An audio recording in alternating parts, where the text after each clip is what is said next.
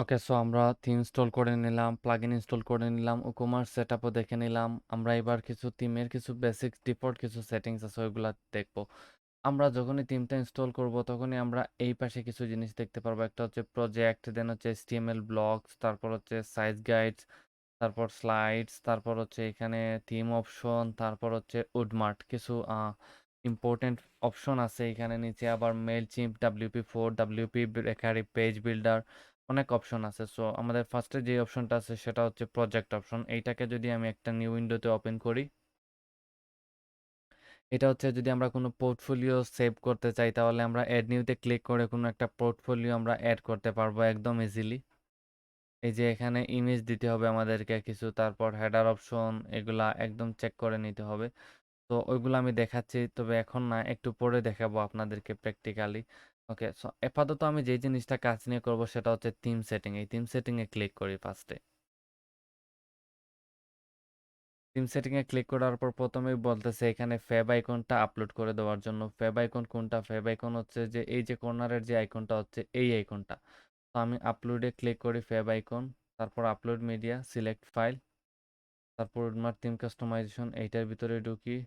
Documentation পাবো নাকি, plugins এটাতেও নাই, উডমার্ট, উডমার্ট ইমেজেস এটাতে ঢুকি, তারপর আইকনস, এই যে পেয়ে গেলাম ফেব আইকন। এটাকে আমি জাস্ট আপলোড করে দিব। Use this icon.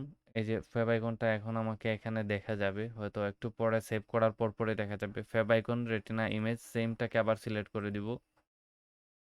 ওকে, তারপর হচ্ছে শো কমেন্টস অন পেজ, এটা অন, পেজে আমরা কোনো কমেন্ট শো করাবো না, অফ করে দেই।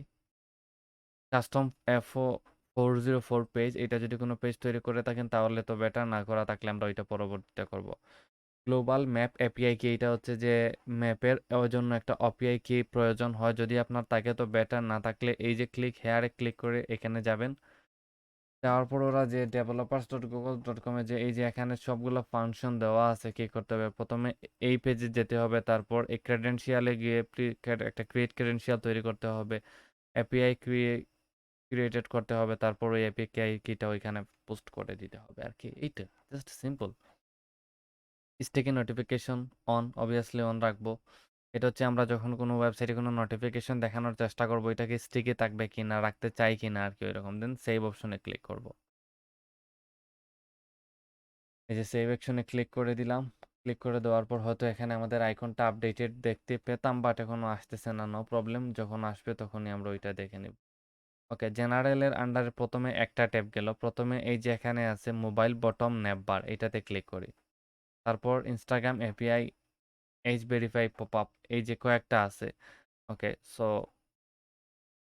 প্রথমে এইটাতে দেখি। এটা হচ্ছে যে মোবাইল বটম ন্যাপ বার, এনেবল স্টিকি ন্যাপ বার। আপনি মোবাইলের জন্য কি স্টিকি ন্যাপ বার নিতে চান নাকি ওইটা?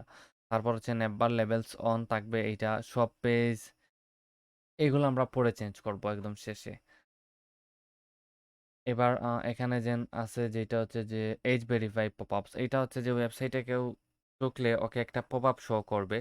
যেমন আমি এটাকে প্রথমে অন করে দেই, দেওয়ার পর সেভ অপশনে ক্লিক করি এবং ভিজিট সাইটটাকে একটা নিউ ইনকগনিটো মোডে করি। এই যে দেখুন, are you over 18, I am over 18, I am under 18। যদি আই এম আন্ডার 18 হয় তাহলে ভিজিট করতে দিবে, আর যদি এইটা কম বেশ হয় তাহলে হয়তো কোনো একটা কাজ করবে, ওইটাও আমরা প্র্যাকটিক্যালি সেট আপ করবো। ওকে, চাইলে এখানে এই নোটিফিকেশনটা আপনি চেঞ্জ করে দিতে পারেন। যদি এরর মেসেজ হয় যে ও 18-র উপরে হলে ওকে অন্যটা করতে দিবেন, তাহলে এখানে একটা মেসেজ দিয়ে দিতে পারেন।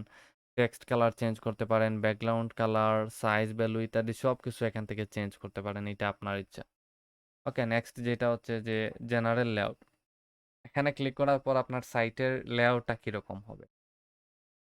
প্রথমে হচ্ছে ফুল উইথ, তারপর বক্স, তারপর কন্টেন্ট বাইট, এগুলা বোঝার জিনিস, তেমন কিছু এক্সপ্লেন করার নাই, এটা সবাই জানেন। সাইড বার পজিশন, আপনার সাইটে কি কোনো সাইড বার থাকবে? আমি যদি সাইটটাকে ওপেন করি একটু, এই যে সাইটটাকে ওপেন করলাম, এখান থেকে যদি আমরা এই সাইটটাকে একদম একদম ডান পাশ থেকে বাম পাশে আছে, এখানে কি আপনি কোনো ইয়ে রাখতে চান, উইজার্ড রাখতে চান বা এরকম কিছু যদি চান, তাহলে রাইট লেফটে যদি চান লেফটে, আর যদি চান ফুল উইথাউট কোনো সাইড বার হবে তো উইথাউট সিলেক্ট করে দিবেন। আমি উইথাউট করে দিলাম। তারপর of canvas side bar for mobile, এইটা আসলে এখন আপনাদেরকে বোঝাতে পারবো না, বাট হচ্ছে যে আমরা যখন এটা এখানে ঢুকবো, ঢুকার পরে এখানে এইরকম একটা মেনু এখানে শর্টলি দেখতে পারবো, ওইটাই আসলে আমরা পরবর্তীতে এক্সপ্লেন করব যখন আমরা ডেমো ইনপুট করে নিব।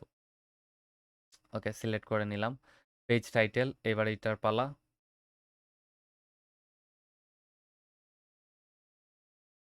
পেজ টাইটেলে ক্লিক করলাম, পেজ টাইটেলে আমাকে নিয়ে যাচ্ছে। এই যে দেখুন টাইটেলটা কীরকম হবে। আপনি কি ডাইরেক্ট টাইটেল ডিফল্টটা হচ্ছে, মানে ডিফল্ট দেওয়া হচ্ছে কোনো পেজের আগে এরকম ব্লগ নেম দিয়ে তার উপর একটা ব্যাকগ্রাউন্ড দিয়ে এবং এই নিচে অনেক জিনিস থাকবে। আর আরেকটা হচ্ছে যে ডিজেবল, মানে হচ্ছে কোনো নাম থাকবে না, সরাসরি এই পেজের ডিজাইনগুলো থাকবে। সো ওইটাই বেটার আসলে, নাম না ছাড়া। পেজ ব্যাকগ্রাউন্ড কালার চাইলে এখানে আমরা আপলোড করতে পারবো এবং একটা কালার দেওয়া আছে। সো আমি এখান থেকে এই কালারটা সিলেক্ট করব, দেন এইটাকে সরাসরি এখানে নিয়ে আসবো এবং এইটাকে লাইট করে দিব। এই কালারটাই থাকবে। তারপর আরো কিছু হচ্ছে যে bread crumbs option. Bread crumbs মানে হচ্ছে যে এই যে এখানে আমি আসলে দেখাতে পারতেছি না, অ্যাকচুয়ালি নাই। এই যে ব্লগ লেখা আছে, ব্লগ লেখার পর আরে অনেক সময় বিভিন্ন জিনিস ইনফরমেশন লেখা থাকে। আমি যদি এই হলোডনি ওয়ার্ল্ডটাকে একটু ওপেন করে দেখি পাই কিনা, এখানে দেওয়া নাই। এই যে ধরুন এই যে এইটা আছে হোম, তারপর হচ্ছে আনক্যাটাগরাইজ, এইটাকে বলা হয় ব্রেড ক্রাম্পস। তো এটা যদি আমরা রাখতে চাই তাহলে অন দিব, আর যদি না রাখতে চাই তাহলে অফ দিয়ে দিব। ওকে, তারপর সেভ চেঞ্জেসে ক্লিক করব। এরকম খুঁটিনাটি আরো অনেক অপশন আছে, আপনারা দেখলেই আসলে এগুলো বুঝে যাবেন। ওকে, গেল পেজ টাইটেল। দেন হচ্ছে ফুটার। ফুটারটা আপনি রাখতে চান কি না, ফুটারটা হচ্ছে যে এই যে একদম নিচে এইখানে কিছু একটা দেখতে পাই, ওইটা আসলে আর কি। তো আপনি রাখতে চান কি না, যদি রাখতে চান তাহলে তো অবশ্যই ইয়েস, আর যদি না রাখতে চান তাহলে অফ। আবার যদি রাখতে চান তাহলে আপনার কাছে অনেকগুলা ডিজাইন আছে, আপনি কি রকম রাখতে চান এইটা আপনার ইচ্ছা। সো আমি আপাতত যেটা আছে ওইটাই তাক 5 কলামস। তারপর স্ক্রল টু টপ বাটন, একদম নিচে গেলে এই যে একটা স্ক্রল বাটন দেখাচ্ছে, যে এটা ক্লিক করলে একদম উপরে চলে আসবে। এই বাটনটা রাখবেন কিনা এইটা এখান থেকে সেট করে দিতে হবে।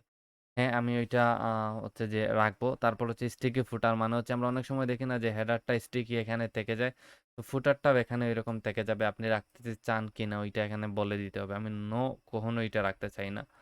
তারপর আর কিছুই নাই এখানে, এই অপশনগুলো একটু দেখে নেবেন। এখানে একটা জিনিস আছে বোঝার, কপিরাইট টেক্সট। কপিরাইট টেক্সট কোনটা? কপিরাইট টেক্সট হচ্ছে এই যে নিচে যে একটা লেখা আছে, এই টেক্সটটা হচ্ছে কপিরাইট টেক্সট। তো এইটা আমাদেরকে এখানে চেঞ্জ করে দিতে হবে। আমি কপিরাইটটাকে চেঞ্জ করে দিয়ে আমি কিছু একটা লিখে দিই, all rights reserve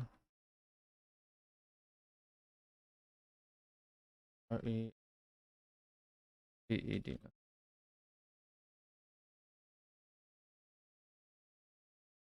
I T software video.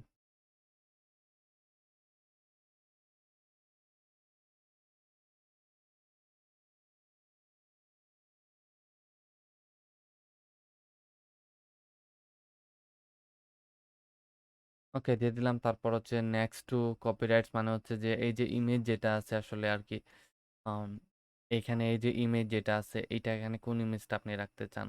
যদি কোনো ইমেজ রাখতে চান তাহলে ওইটা সাইটে আপলোড করে এখানে ইউআরএলটা দিয়ে দিতে হবে। সো ওইটা আমরা দেখবো, আপাতত এইটাই থাক। তারপরে এইচটিএমএল ফুটার ব্লক, এখানে আর কিছুই না, আমরা জাস্ট সেভ অপশনে ক্লিক করে ওইটা সেভ করে দিব। গেল দুইটা অপশন।